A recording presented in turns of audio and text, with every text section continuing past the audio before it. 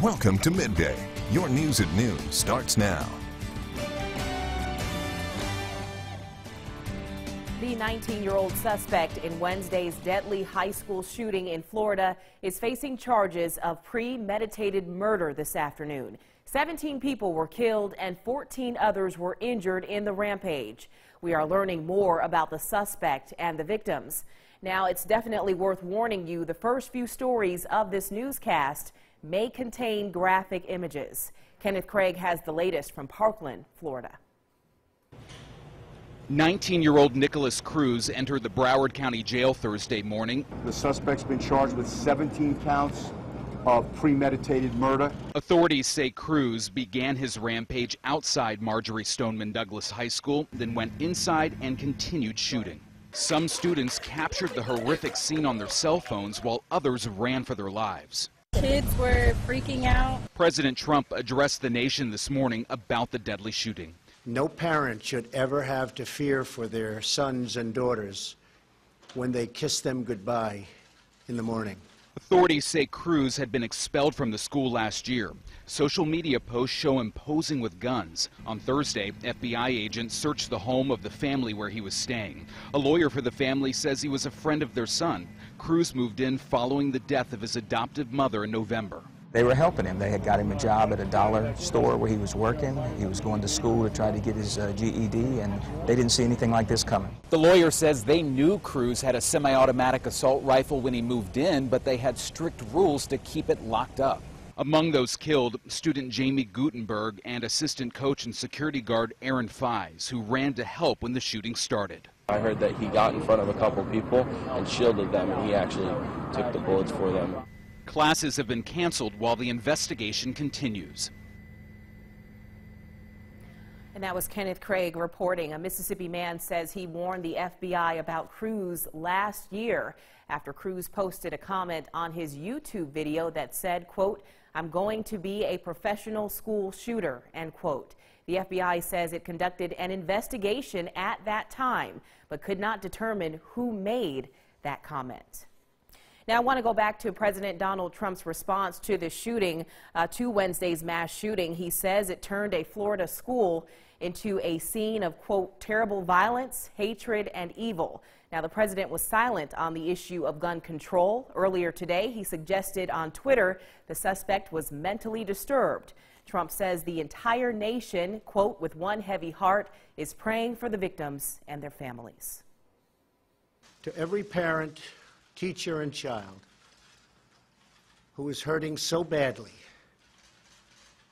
we are here for you, whatever you need, whatever we can do to ease your pain.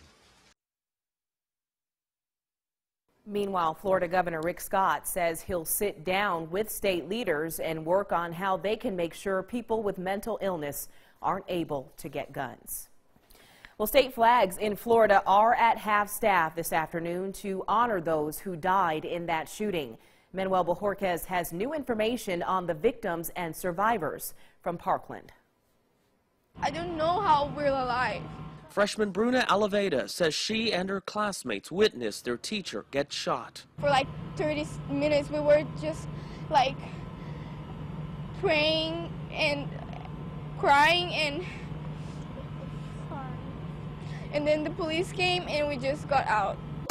Students and teachers barricaded themselves inside classrooms to take cover. We were in code red, we were locked down in the corner of the room. It was awful. Sophomore Nicole Healy describes the carnage she saw as SWAT members led them to safety. On the way from getting evacuated, you saw at least like 2 dead bodies on the floor. There were tearful reunions as loved ones arrived on scene to make sure their children were okay. I certainly feel for the children that lost their lives and the parents of those children, because I'm one of these parents and I'm certainly not feeling so good right now.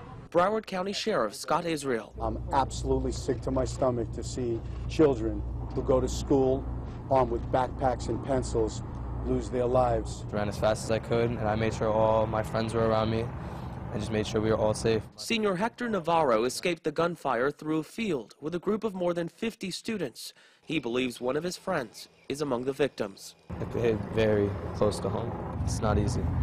But I know together as a family, as a school, and as a whole, we can get through it. Manuel Bojorquez, CBS News, Parkland, Florida. Now, witnesses say it was a frantic and traumatic scene that they say has been seared into their minds. Officials are not releasing the victims' names until the families have been properly notified. Time now to get the latest in our afternoon forecast. Let's turn things over to meteorologist Alex Puckett with those details. Alex? Thank you very much, Renee. Well, we're seeing the cloud cover as we head into the afternoon, not going anywhere. You can see the southwesterly flow today in those clouds, sort of those straight lines out of the southwest. Radar has been quiet in our neck of the woods today, though. Not going to rule out a shower as we go through the rest of the day, but most spots will stay dry. Temperatures sitting in the 70s, dew points in the 60s, so a warm, humid air mass in place. Like I said, the radar quiet, and we're going to stay quiet, it looks like, for the most part. Can't rule out a shower as we go through the rest of the day, but most spots will be staying dry through the day today. That changes as we get into the rest of the week and into the weekend. I'm going to time out the rain chances for the rest of the week coming up in a few more minutes. Renee? All right, Alex, thanks a lot for that weather update. Now back home this afternoon, a tragic story out of Chickasaw County. A Valentine's Day house fire claims the life of an elderly married couple.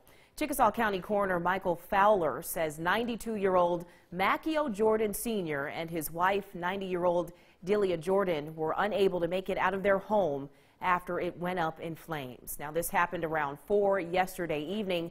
Several crews battled the blaze at the home on 159 County Road 144 in the Shannon area. Crews say the smoke filled the inside of the house. The two victims were found near a door around the carport area. The State Fire Marshal's office and county investigators are still investigating what started that fire, and we will, of course, bring you the latest information as it becomes available. Next on Midday, the deadly shooting in Florida raises new questions about school and government officials' efforts to keep students safe. More on that story after the break.